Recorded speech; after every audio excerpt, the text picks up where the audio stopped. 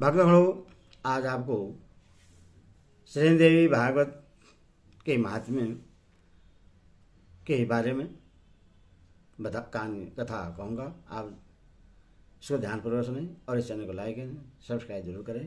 सुनिए। श्री जगदम्बिकायै नमः। ओम ऐं ह्रीं क्लीं चामुण्डायै बीचे। श्रीमद्देवी भागवत महात्म्य अथ प्रथम अध्याय। सूत जी द्वारा ऋषियों के प्रति श्रीमद्देवी भागवत के श्रवण की महिमा का कथन। जगत के शिष्ट कार्य में जो उत्पत्ति रूपा, रक्षा कार्य में पालन शक्ति रूपा, सहार कार्य में रुद्र रूपा है, संपूर्ण विश्व प्रपंच जिनके लिए कीड़ा स्वरूप हैं, जो परा पश्यंती मध्यमा और बेकरी वाणी में अभिव्यक्त होती है, और जो ब्रह्मा विष्णु महेश द्वारा निरंतर आराधित है, वे प्रश्न चित्त वाली देवी भगवती मेरी वाणी को अलंकृत परिशुद्ध करे। बद्रिकाश्रम निवासी पशु ऋषि श्री नारायण तथा नरों में श्रेष्ठ श्री नर भगवती सरस्वती और महर्षि वेदव्यास को प्रणाम करने के पश्चात ही जय इतिहास पुराणादि ग्रंथों का पाठ प्रवचन करना चाहिए। ऋषिगण बोले, हे सूत जी, हे महामने, हे व्यासी, आप दीर्घ जी हो। आप हम लोगों को नाना विधि पुण्य प्रदायिनी एवं मनोहारिणी कथाएं सुनाते रहते हैं। भगवान विष्णु के सर्व पाप विनाशक परम पवित्र एवं उन अवतार कथाओं से संबंधित अद्भुत चरित्रों को हमने भक्तिपूर्वक सुना, और इसी प्रकार हमने भगवान शिव के अलौकिक चरित्र तथा भस्म और रुद्रांश के ऐतिहासिक महात्म्य का श्रवण आपके मुखारबिंद से किया। हम लोग अब ऐसी परम पावन कथा सुनना चाहते हैं जो बिना प्रयास के ही मनुष्य को भोग एवं मोक्ष प्रदान करने में पूर्ण रूप से सहायक हो। हे महाभाग, अतः आप उस कथा का वर्णन करें जिसके द्वारा मानव कलयुग में भी सिद्धियां प्राप्त कर ले, क्योंकि हम आपसे बढ़कर और किसी अन्य को नहीं जानते हैं जो हमारी शंकाओं का निवारण कर सके। सूत जी कहते हैं, हे महाभाग ऋषियों, आप लोगों ने लोक कल्याण की भावना से अत्यंत उत्तम प्रश्न किया है। अतः मैं आप सभी के लिए समस्त शास्त्रों का जो सार है उसे पूर्ण रूप से बताऊंगा। समस्त तीर्थ पुराण और व्रत अपनी श्रेष्ठता का वर्णन करते हुए तभी तक गर्जना करते हैं जब तक मनुष्य श्रीमद्देवी भागवत का सम्यक रूप से श्रवण नहीं कर लेते। मनुष्य के लिए पाप रूपी अरण्य तभी तक दुखप्रद एवं कंटकमय रहता है जब तक श्री देवी भागवत रूपी परशु कुठार उपलब्ध नहीं हो जाता। मनुष्य को उपसर्ग ग्रहण रूपी घोर अंधकार तभी तक कष्ट पहुंचाता है जब तक श्रीमद्देवी भागवत रूपी सूर्य उनके सम्मुख उदित नहीं हो जाते। ऋषिगण बोले, हे वक्ताओं में श्रेष्ठ महाभाग सूत जी, आप हमें बताएं कि वह श्रीमद्देवी भागवत पुराण कैसा है और उसके श्रवण की विधि क्या है। उस पुराण को कितने दिनों में सुनना चाहिए, उसके श्रवण की अवधि में पूजन विधान क्या है, प्राचीन काल में किन किन मनुष्यों ने इससे सुना और उनकी कौन कौन सी कामनाएं पूर्ण हुई। सूत जी बोले, प्राचीन काल में पराशर ऋषि द्वारा सत्यवती के गर्भ से विष्णु के अनुस्वरूप मुनि व्यास उत्पन्न हुए, जिन्होंने वेदों का 4 विभाग करके उन्हें अपने शिष्यों को पढ़ाया। पतितों, ब्राह्मण धर्मों, वेदाध्ययन के अनाधिकारियों, स्त्रियों एवं दूषित बुद्धि वाले मनुष्य को धर्म का ज्ञान कैसे हो, मन में ऐसा विचार करके भगवान बादरायण व्यास जी ने उनके धर्म ज्ञानार्थ पुराण संहिता का प्रणयन किया। उन भगवान व्यास मुनि ने 18 पुराणों एवं महाभारत का प्रणयन करके सर्वप्रथम मुझे ही पढ़ाया। उन पुराणों में श्रीमद्देवी भागवत पुराण भोग एवं मोक्ष को देने वाला है। व्यास ने राजा जन्मेजय को यह पुराण स्वयं सुनाया था।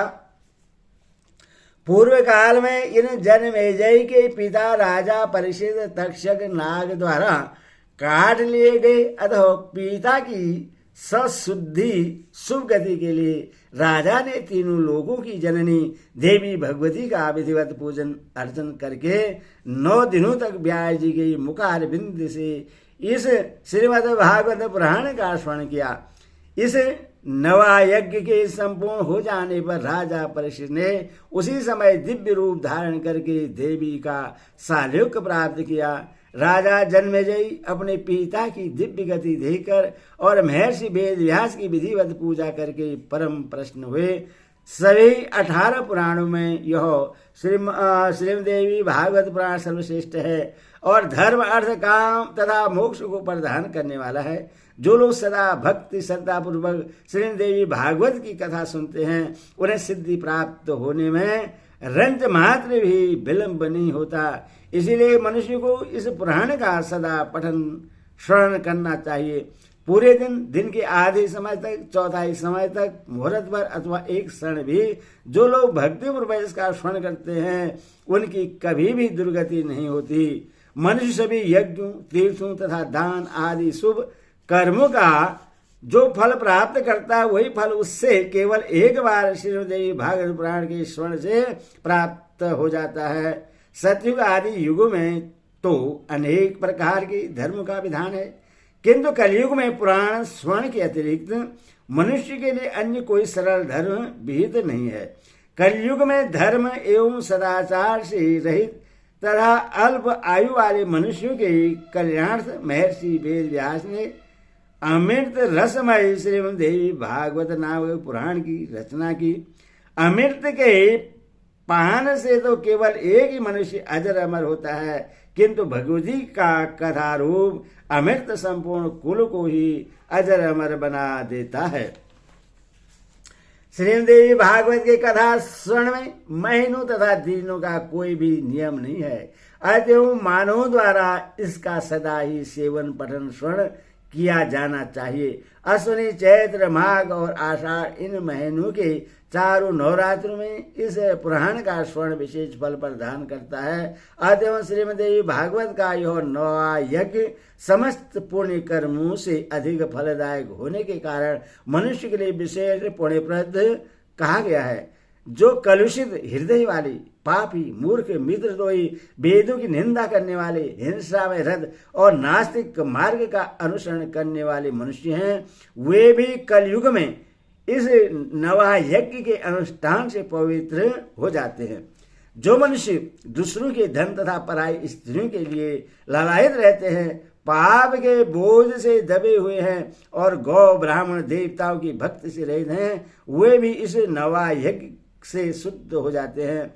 जो फल कठिन तपस्याओं, व्रतों, तीर्थ सेवन, अनेक विध दान, नियमों, यज्ञों, हवन एवं जप आदि के करने से प्राप्त नहीं होता है, वह फल मनुष्य को श्रीमद्देवी भागवत के नवा यज्ञ से प्राप्त हो जाता है। हे विप्रो, गंगा, गया, काशी, नैमिषारण्य, मथुरा, पुष्कर और बद्रिकारण्य में भी मनुष्यों को उतना शीघ्र पवित्र नहीं कर पाते हैं जितना कि श्रीमद्देवी भागवत यह नवा यज्ञ लोगों को पवित्र कर देता है।